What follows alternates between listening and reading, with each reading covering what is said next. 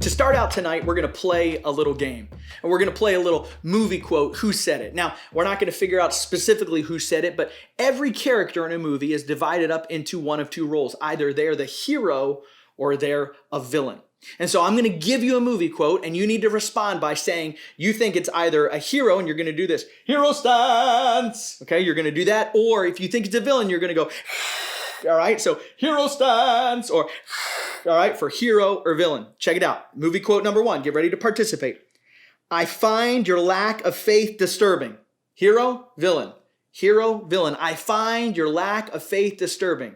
It was a villain. It was Darth Vader. Darth Vader said, I find your lack of faith disturbing. Movie quote number two. I'm not looking for forgiveness, and I'm way past asking for permission. I'm not looking for forgiveness, and I'm way past asking for permission. Was that a hero? Was that a villain? What was it? Hero, villain, hero, villain. It was a hero. Hero. Anybody know who it was? It was Captain America. Captain America, great hero. Okay, movie quote number three. Here's the last one. Everyone has a part of themselves they hide, even from the people they love most. Everyone has a part of themselves they hide, even from the people they love the most. What do you think it was? You think it was a hero? Villain. Hero, villain, hero, villain. It was a hero. It was a hero. It's actually Spider-Man. Listen, what superpower would you have if you could have one? Would it be flight? Would it be invisibility? Would it be speed? What would it be? Everybody's thought about that. Hey, can I tell you something? You may not realize this, but you and I have a superpower. We have something that God has given to us that can alter lives. It can alter history. It can alter the direction of somebody's life. You know what it is? It is words. The words that come out of our mouths, the things that we say. Thousands of years ago, King Solomon wrote the book of Proverbs. Now, other people wrote into what the book of Proverbs were, but mostly King Solomon wrote the book of Proverbs. And it tells us that he was a gifted and extraordinary wise man. A lot of wisdom in the book of Proverbs. These verses give us opportunities to have mental notes about the results that our words can bring. A lot of wisdom about our words in the book of Proverbs. One of those Proverbs is Proverbs 18:21. Proverbs 18:21 says this, death and life are in the power of the tongue, and those who love it will eat its fruit. Death and life. Man, could you imagine that superpower that you and I have out of our mouths? Hey, we've all been there in a conversation where somebody said something and man, it just killed. It just hurt. Other times somebody spoke something and wow, that just empowered and gave love and life to somebody. Check this out. Proverbs 25:18 says this, a man who bears false witness against his neighbor is like a club, a sword, and a sharp arrow. We've all been there where somebody's words, maybe even just one sentence, maybe even just the tone of their sentence, cut like a knife and pierced their heart. Words can bring healing. They can bring life, they can bring health, they can bring wisdom, they can bring peace, but they can also bring war and hurt and destruction. There are some people, maybe even people in your group tonight, that had somebody say something to them years ago and they still hear it, they still repeat it. Man, there is such power in our words. Words have power. I want you to remember that tonight. Words have power. And just like that great philosopher of the Spider-Man comics and the Spider-Man movies, Uncle Ben said, with great power comes great responsibility. So what are some lessons that we can apply through this? Well, number one, when you're speaking, don't be the villain. Don't be the villain. Be somebody who says something that is perfectly pointed to help, not hurt. Ephesians 4:29 says this. It says, let no corrupt word proceed out of your mouth, but what is necessary, what is good for necessary edification, that it may impart grace to the hearers. Our words are to give grace to other people. Don't be the villain. What does that mean? Well, we need to eliminate corrupt words. We need to eliminate corrupt words that come out of our mouth. He says right here, he says, let no corrupt word proceed out of your mouth. We ought to think before we speak. In fact, let's be honest. Many times We don't think before we speak. Now, Jesus told us that out of the heart, that's what comes out of the mouth.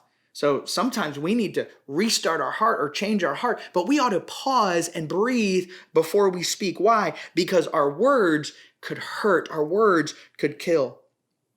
Corrupt, here's a great definition for corrupt. A corrupt is something that's dishonest or debased or vicious, perverted, foul. Corrupt speech would also include obscenities, curse words, slander, hateful or demeaning speech, even slang words. And as a Christ follower, we ought to be marked in the world by what comes out of our mouth. In fact, sometimes we go, it's not that big of a deal. It's just a word, or everybody says it. No. People ought to know that you are a follower of Jesus Christ by the words that come out of your mouth. The writer of this passage was very clear, and we see it from Proverbs that, listen, our words can hurt and can kill and can destroy. Jesus actually said this in Matthew chapter 15, verses 17 to 18. Do you not yet understand? That which enters the mouth goes into the stomach and it is eliminated. But those things which proceed out of the mouth come from the heart and they defile a man. Let me ask you a question. What does your mouth say about your heart? You ever have somebody say something to you and they go, I don't know where that came from. You know where it came from? It came from our heart. It was there. It's kind of like in your phone. Your phone won't ever have a word that you haven't put in there. That's an obscene, wrong word that it didn't come with on the phone. And somebody go, that's autocorrect. Well, it's autocorrect because you put it in there. Those obscenities, those words. Jesus is saying even deeper than that. No, you know where those words came from? They came from your heart. He was very clear. We defile ourselves when we choose corrupt words because words have power. Number one, not only eliminate corrupt words, but we need to eliminate gossip.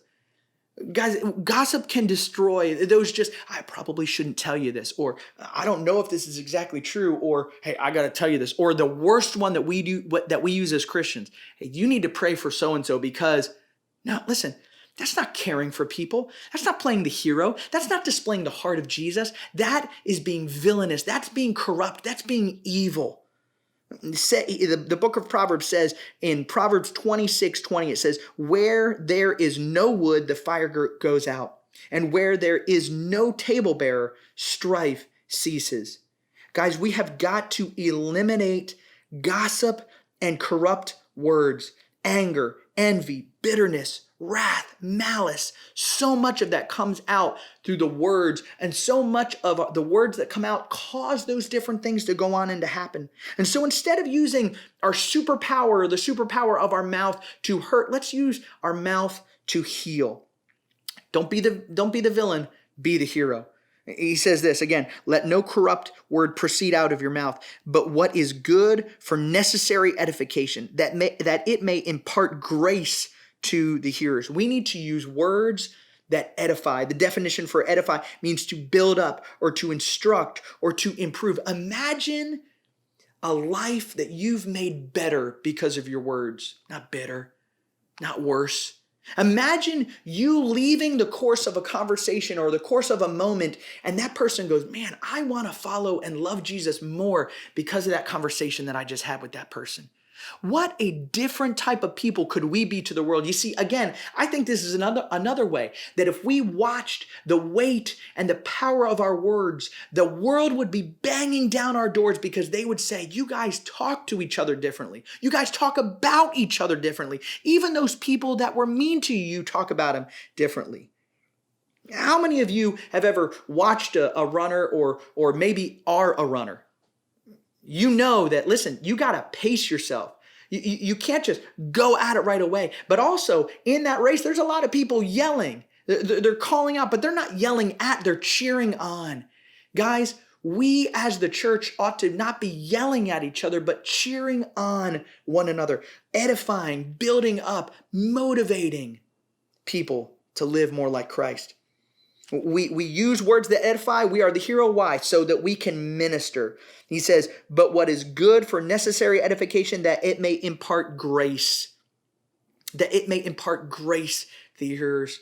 I know some of you come from homes that all you hear is you're not good enough, you're in the way, you're a problem. Guys, we need to break that cycle. We need to do that in the church as well. You say, well, this older generation or this generation, they say bad things about us. Well, why don't you be the generation that says something good about each other? Why don't we be different? Let's not continue to carry on the wrong things of the world. Let's do what Jesus has called us to do and speak words that is right. You ever have somebody say, yeah, but it's true. But is it necessary? Is it kind? You see, if we're serious about living lives that are telling the world about Jesus, we need to watch our words. So here's what I want to do. I want to challenge you. I want to challenge you tonight. Find ways to praise other people before you leave. Now, don't do it stupid like, oh, I'm just going to do this because I was told it. No. Be honest and sincere with your words. I want you to evaluate the way that you're handling yourself on social media and through text messages and know that that's important too. And you need to evaluate your words there. Can I challenge you tonight, before you lay your head down, would you look for 5 different people that you could send an encouraging text to? But here's where the challenge comes in.